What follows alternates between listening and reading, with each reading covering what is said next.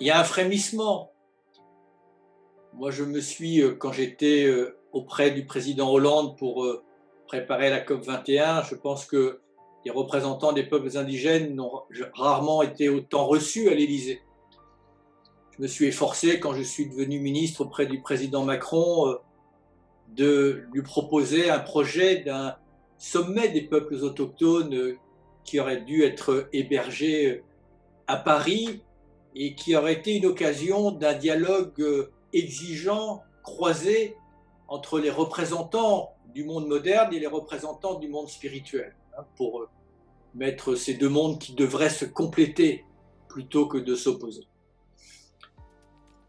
Pour être sincère avec du recul, cet événement que je voulais organiser, je n'en ai pas eu les moyens et pour l'instant, il n'a pas vu le jour. Il est toujours à l'ordre du jour, mais il reste un projet parmi d'autres.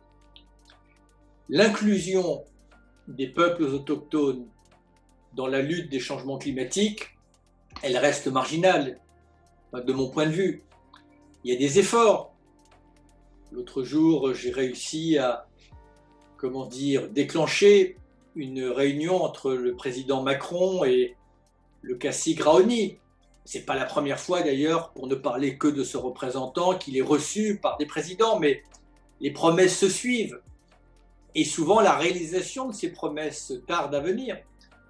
Mais ce n'est pas un président qui devrait s'investir, c'est toute l'Europe, pour ne parler que de cela, et qui devrait mettre au banc des accusés les États, les nations, ou en tout cas leurs dirigeants, qui bafouent les droits des peuples premiers.